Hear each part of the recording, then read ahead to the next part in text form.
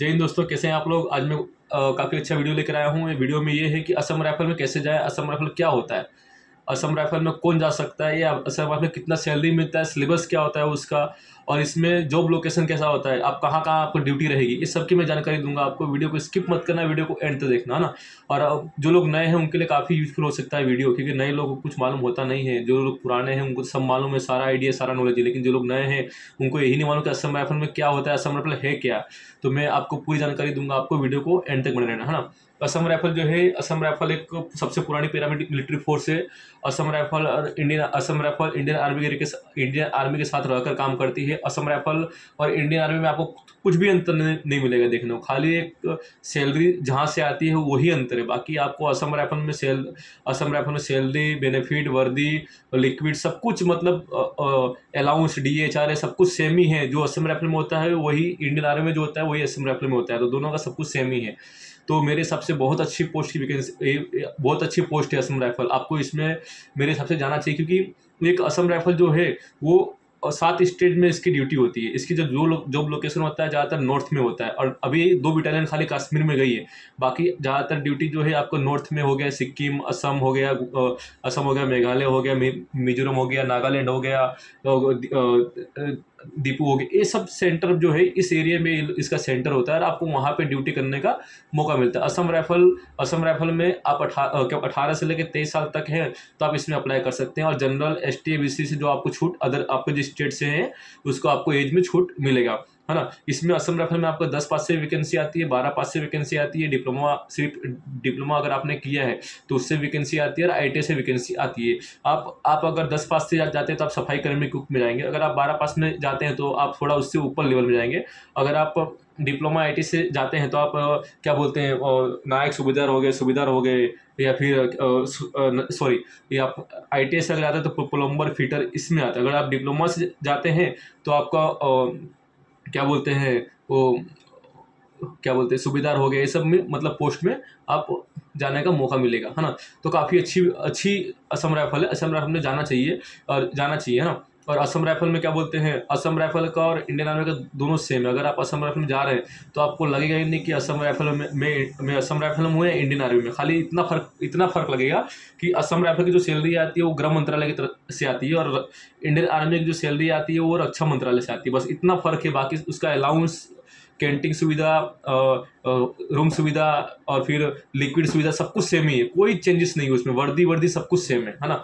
Assam rifle में पहले आपका सिलेक्शन प्रोसेस जो होता है वो आपका सबसे पहले फिजिकल होता है, उसके बाद में आपका ट्रेड टेस्ट होता है, उसके बाद में आपका आपका क्या बोलते हैं एग्जाम होता है, उसके बाद में आपका डॉक्यूमेंट, फिर मेडिकल के बाद आपका फाइनल सिलेक्शन आपका होता है। असम राइफल में जो होता है उसमें रनिंग बहुत टफ होता है, क्योंकि जिसके जितने भी सेंटर है असम राइफल के सब हिल एरिया पे है। वहाँ पे हिल एरिया में ढलान चढ़ान तो सारे हिल एरिया, असम राइफल का खुद सेंटर जितने भी हैं सब हिल एरिया में, क्योंकि वो सारे नॉर्थ में ज़्यादातर हिल ही एरिया है, तो वहाँ पे सेंटर सारा हिल एरिया पे ही है। आपका जहाँ भी आपको फिजिकल होगा आपको हिल एरिया पे ही रनिंग करना होगा। मान लीजिए आप अपने ग्राउंड पे रनिंग कर रहे हैं तो आपका 1600 मीटर, आपका 5 किलोमीटर का जो रनिंग है वो ग्राउंड में आपका 25 मिनट में आ रहा है या 20 मिनट में आ रहा है। तो अगर आपका ग्राउंड में, आपके होम ग्राउंड में 20 मिनट 5 किलोमीटर का रनिंग आ रहा है तो ही आपका फिजिकल निकल पाएगा, वरना फिजिकल निकल नहीं पाएगा। इसमें बीम कुछ नहीं होता, ओनली फिजिकल होता है।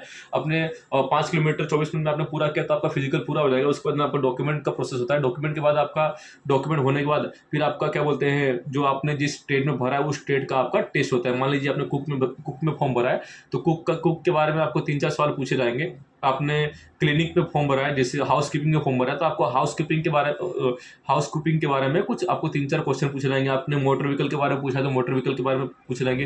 प्लम्बर में भरा है तो प्लम्बर के, मतलब आपने जिस पोस्ट में फॉर्म भरा है उससे रिलेटेड आपको क्वेश्चन पूछे जाएंगे 4-5, बस उससे ज़्यादा नहीं, क्योंकि आपको नॉलेज है या नहीं उसके लिए आपको पूछे जाएंगे, है ना। उसके बाद में आप ट्रेड टेस्ट पास करते हैं तो उसके बाद में आपका एग्जाम होता है। एग्जाम आपका 10 दिन बाद आपका एग्जाम होता है। एग्जाम सिंपल होता है, सिंपल एग्जाम में कोई इतना हार्ड होता नहीं। असम राइफल का एग्जाम एकदम सिंपल होता है, पूरा ऑफलाइन एग्जाम होता है उसका। ग्राउंड में बिठा के आपका एग्जाम लिया जाता है ना। और इसमें एग्जाम लिया जाता है, और इसमें मैथ रीजनिंग इंग्लिश और GK GS आता है ना। उसके बाद में आपने एग्जाम पास किया तो फिर आपको आपको घर भेज दिया जाएगा, और आपका एक मेल पे आपका मेडिकल के लिए बुलाया जाएगा। अगर आप एग्जाम में पास होते हैं तो आपका और मेल में आपको मेडिकल के बुलाया जाता है। मेडिकल आपका चेक प्रॉपर चेक किया जाता है आपका, है ना, ब्लड हो गया, फिर क्या बोलते हैं एक्सरे पूरा हार्ट वार्ट का पूरा क्लीन आपको मतलब चेक करने के बाद आपको क्या बोलते हैं, सब कुछ चेक करने के बाद आपको आप पास होते हैं। अगर आपको कोई दिक्कत आता है तो आपको रेफ़र किया जाता है, बगल में एक कैंप लगा रहता है, वहाँ पे आपको रेफ़र करते हैं। वहाँ पे आपको उनसे बड़ा सीनियर डॉक्टर चेक करते हैं, एक्सपीरियंस वाले। अगर वहाँ भी अगर कुछ डाउट होता है तो फिर आपको उनकी जो बड़ी हॉस्पिटल होती है वहाँ रेफ़र करते हैं। अगर वहाँ भी कोई डाउट हो तो फिर आपको सिविल हॉस्पिटल रेफ़र करते हैं। अगर वहाँ भी डाउट अगर आपका मतलब कंफर्म ये प्रॉब्लम है तब जाके आपको फेल किया जाता है। तो असम राइफल में जितना हो सके आपको बचाने की कोशिश वो लोग करते हैं, क्योंकि आप बहुत दूर से आए होते हैं तो वो लोग को मालूम है कि ये बंदा बहुत दूर से आया है, तो आपकी हेल्प करते हैं। जहाँ तक देखो तो वहाँ तक आपकी हेल्प करते ही हैं।